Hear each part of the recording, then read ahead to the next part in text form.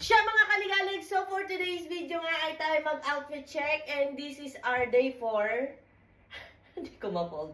Day 4 here in Lisbon and let's check my outfit.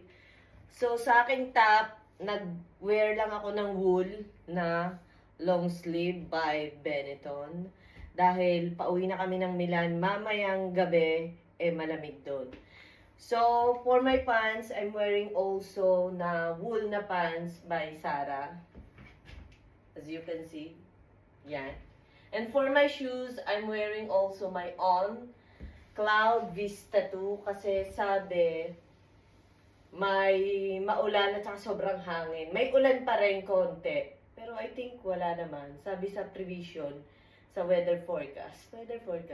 May ulan at saka sobrang hangin daw. Pero lumalabas yung haring araw sa labas eh. Dami sinasabi, outfit check lang tayo eh. And then for my bag, and for my jacket, of course, itong North Face na antique na to. Ito ay antique na, mga kaligalig. So, iyan. Kasi nga, pauwi na ng Milan mamayang gabi. And for sure, malamig doon. At sa Milan, 4 degree. Dito ay parang 10 degree. No. And then for my bag, of course, ito pa rin Chanel Camera Vintage bag. Wala naman, oo. Yung kulay pink, may nakakulay pink kasi ako na Chanel nung papunti dito. Yung mas malaking handbag at saka shoulder bag. Which is nilagay ko na siya sa luggage kasi ayoko na naka-handbag pag gagala. Pero mas marami siyang laman. Wala. Ito na lang yung dadalhin ko. So, this is the outfit ng day 4 here in Lisbon. And